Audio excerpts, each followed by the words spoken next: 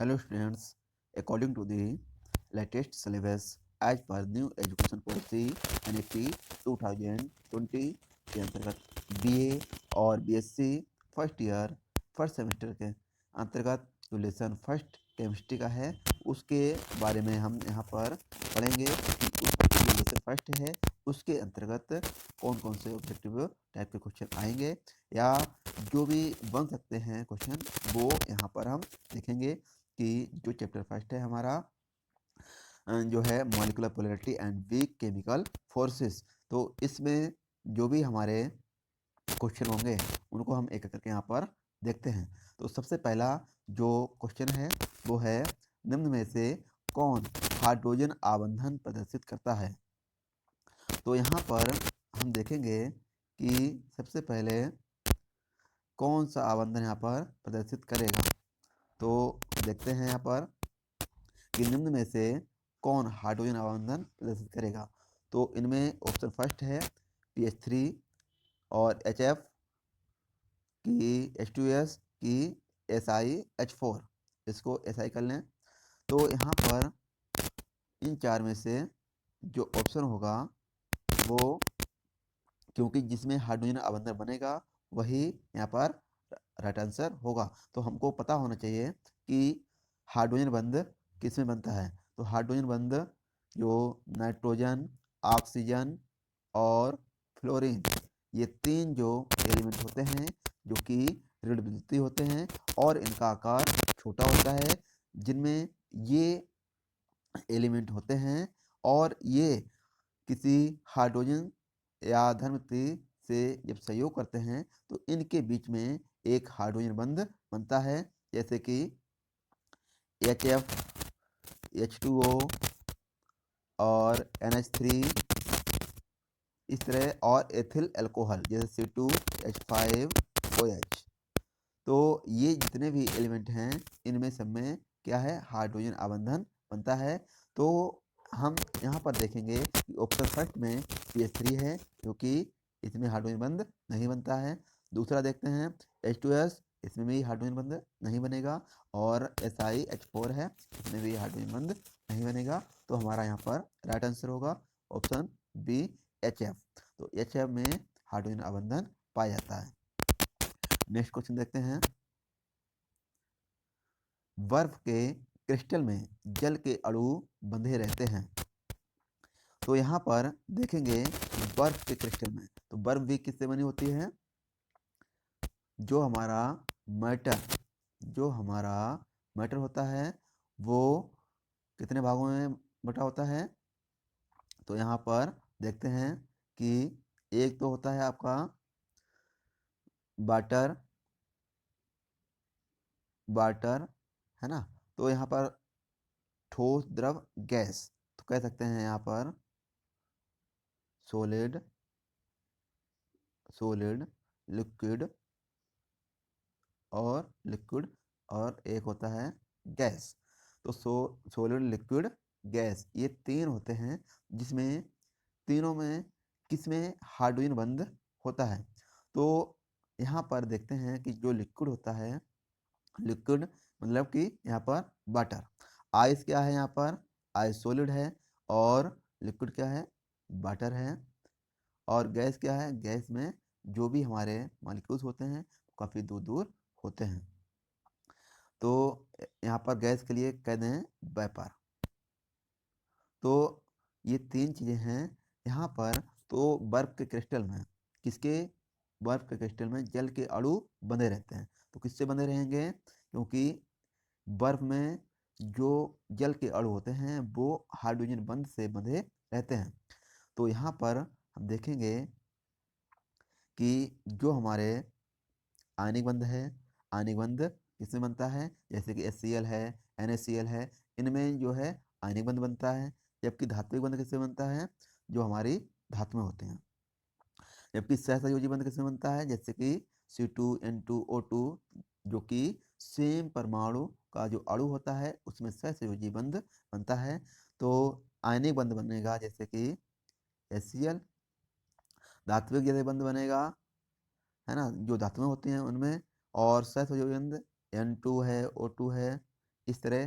जबकि हाइड्रोजन बंध किस में बनेगा, जो हमारे जिनमें, अब हम इसको देखते हैं कि जिनमें NOF, जैसा कि अभी हमने ऊपर भी बताया था, तो जिनमें नाइट्रोजन, ऑक्सीजन, फ्लोरीन जो कि ऋणवृत्तीय तत्व हैं, इनका आकार छोटा होता है और ये इनमें हाइड्रोजन बंध पाया जाता है। तो यहाँ पर हमारा जो राइट आंसर होगा ऑप्शन 4 हाइड्रोजन बंध। नेक्स्ट क्वेश्चन देखते हैं, क्वेश्चन नंबर 3, निम्न के क्वथनांकों का बढ़ता क्रम।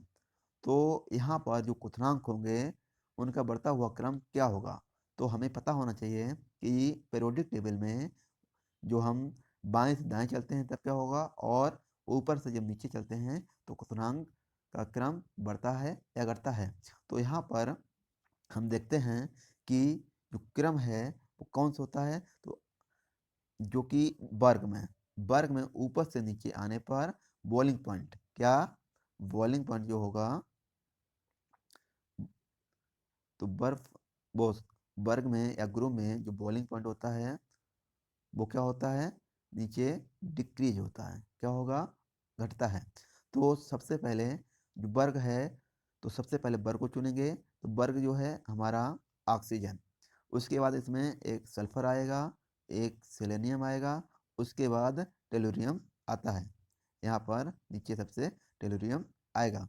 तो इसके अकॉर्डिंग जो हमारा सही आंसर होगा वो होगा option number first, H2O is greater than H2S is greater than H2SE is greater than H2TE।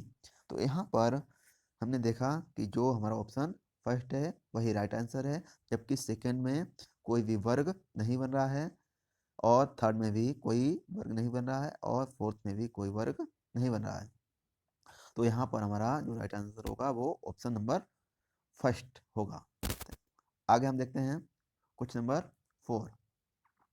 यहाँ पर दिया हुआ है NH3 का क्वथनांक PH3 की तुलना में अधिक होता है क्योंकि NH3 में, तो यहाँ पर हम देखते हैं कि जो अमोनिया का जो बॉइलिंग पॉइंट है वो फॉस्जीन की तुलना में अधिक होता है, क्योंकि NH3 में AnSP3 संकलित है और AnSP संकलित है, जबकि NH3 हाइड्रोजन बंध बनाता है।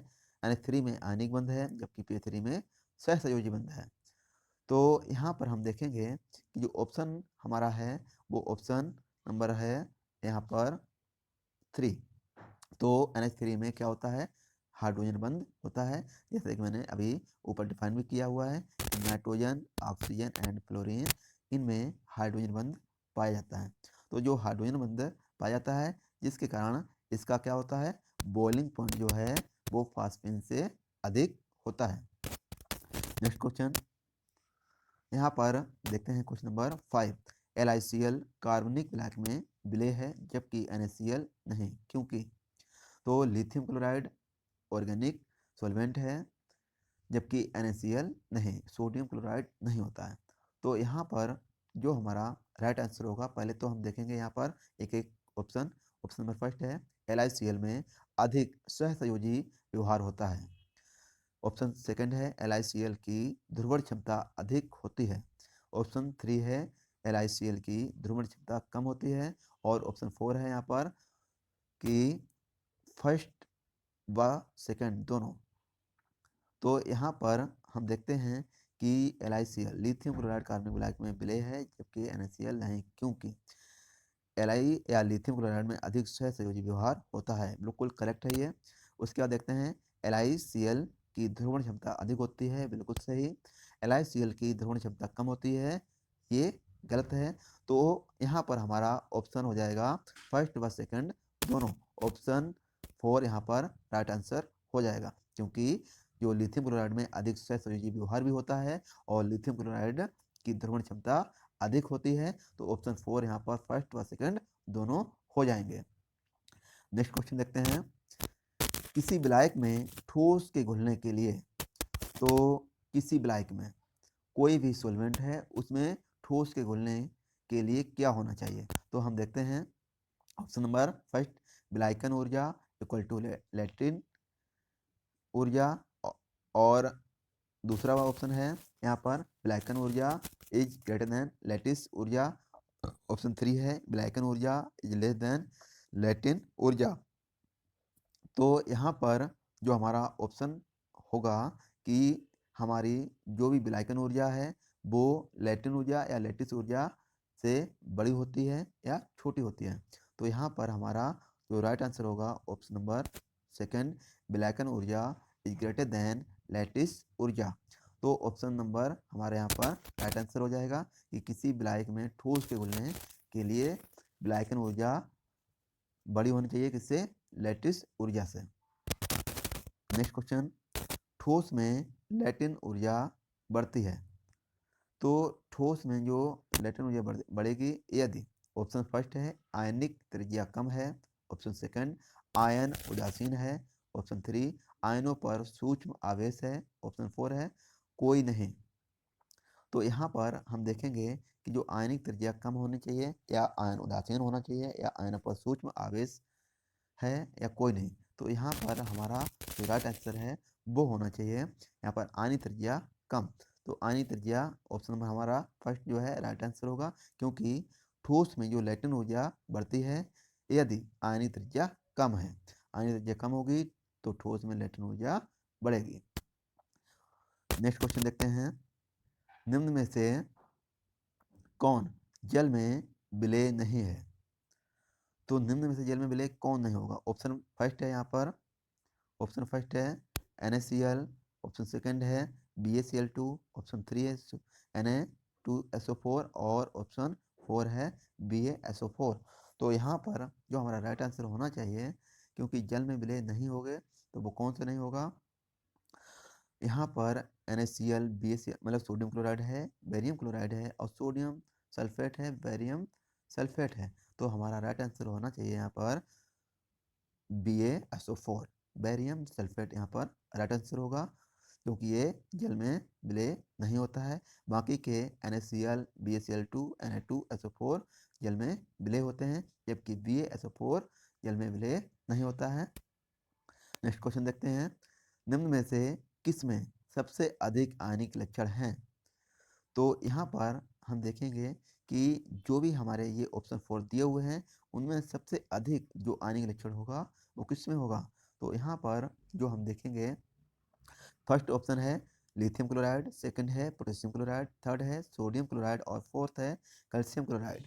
तो यहाँ पर सबसे अधिक जो आयनिक लक्षण होगा वो हमारा ऑप्शन नंबर डी या 4 होगा, क्योंकि कैल्शियम क्लोराइड में यहाँ पर आयनिक लक्षण सबसे अधिक होता है, क्योंकि ये लिथियम पोटेशियम सोडियम ये सभी क्या हैं, एक ही जो हमारा एस ब्लॉक है उसमें रखे गए हैं। लिथियम उसके बाद जो है बीच में आएगा सोडियम, उसके बाद आएगा पोटेशियम, ये एस ब्लॉक का फर्स्ट ए है, जबकि जो कैल्शियम है वो किस में, सेकंड ए में रखा गया है। क्योंकि पीरियोडिक टेबल में बाएं से दाएं जब बढ़ते हैं तो आयनिक करैक्टर जो है वो इंक्रीज होता है, जिससे कि इस तरह फर्स्ट ए से सेकंड ए में ये आयनिक करैक्टर अधिक होगा। इसलिए जो हमारा ऑप्शन नंबर 4 है वो यहाँ पर राइट आंसर होगा। तो यहाँ पर हमने देखा कि ये जितने भी क्वेश्चन हैं ये काफ़ी इम्पोर्टेंट क्वेश्चन है, और यहाँ पर ये हाइड्रोजन जो भी फर्स्ट लेसन है उससे रिलेटेड सारे क्वेश्चन हैं। तो इनको अच्छे से समझना चाहिए और ये देखना है कि हाइड्रोजन बंध किस तरह बनता है।